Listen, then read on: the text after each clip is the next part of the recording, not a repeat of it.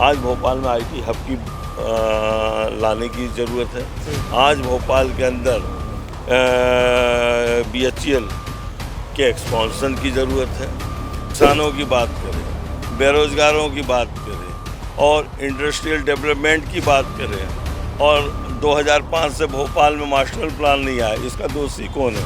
ये सब बात बीजेपी ने जिसको सांसद का टिकट दिया, उन्होंने कभी क्षेत्र में न रह के न किसी रूप में कोई विकास रूपी बात नहीं की। 40 साल में क्या हुआ भोपाल में? भाई सांसद का एक कर्तव्य होता है, सांसद का कर्तव्य होता है कि हिंदुस्तान के पार्लियामेंट में आपकी आवाज़ उठाए। क्योंकि हमारे खाते भी फ्रीज कर लिए गए हैं, तो हम पैदल भी चुनाव प्रचार करने निकल जाते हैं। हमारे नमस्कार, आप देख रहे हैं द लपेटा में आपके साथ राघव शर्मा। कांग्रेस के भोपाल से प्रत्याशी अरुण श्रीवास्तव हमारे साथ हैं। सर, आपका बहुत बहुत स्वागत है द लपेटा पर। 35 सालों से अधिक समय से यहाँ पर बीजेपी का कब्जा है सीट पर, और इस बार आप मैदान में हैं। कितनी बड़ी चुनौती मानते हैं इस चीज़ को लेकर? भाई 35 साल से बीजेपी झूठ के उसमें लपेट रही है सबको। अब उनकी पोल खुल चुकी है। विगत 5 साल में कोई सांसद नाम की चीज़ आई क्या भोपाल की धरती पे? मैं आप लोगों से पूछता हूँ कि बीजेपी ने जिसको सांसद का टिकट दिया, उन्होंने कभी क्षेत्र में न रह के न किसी रूप में कोई विकास रूपी बात नहीं की।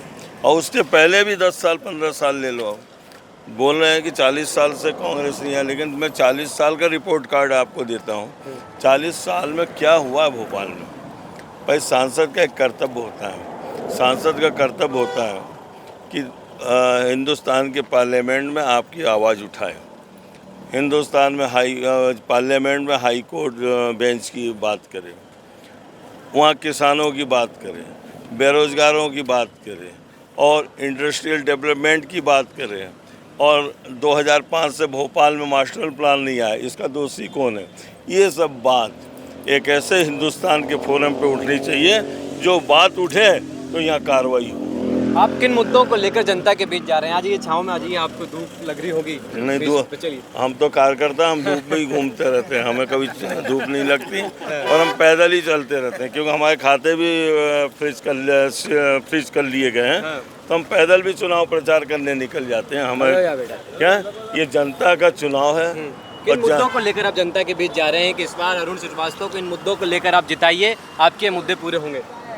हमारा बात ये है कि हिंदुस्तान के संविधान को अगर उंगली उठाई गई है, बाबा साहब अम्बेडकर के संविधान पर कोई प्रहार होता है तो भोपाल ही नहीं पूरा हिंदुस्तान एक है, और साथ में भोपाल की जनता भी हमारे साथ है। ये और लोकतांत्रिक मूल्यों को बनाए रखने की बात है। आज बोला जाता है, हिंदुस्तान का पूर्व कानून मंत्री रविशंकर प्रसाद बोलते हैं कि 10 साल में चुनाव होने चाहिए। भाई ये मंशा क्या है? जब संवैधानिक रूप से 5 साल में होने का संविधान में लिखा गया, ये बोलने वाले कौन होते हैं? जो बोलते हैं तो वो उनके नज़दीकी लोग हैं। हेगड़े साहब क्या बोलते हैं और रविशंकर प्रसाद क्या बोलते हैं? जब आपके नज़दीकी आदमी कुछ बोले तो उसमें कुछ दम होती है। तो इसलिए पूरा हिंदुस्तान सजग है। आज भोपाल में आईटी हब की लाने की ज़रूरत है। आज भोपाल के अंदर BHEL के एक्सपांशन की ज़रूरत है। आज भोपाल के अंदर OPS कर्मचारियों को ओल्ड पेंशन स्कीम लागू करवाने की ज़रूरत है। आज ग्रामीण क्षेत्रों में सिंचाई के लिए नहरें लाने की ज़रूरत है।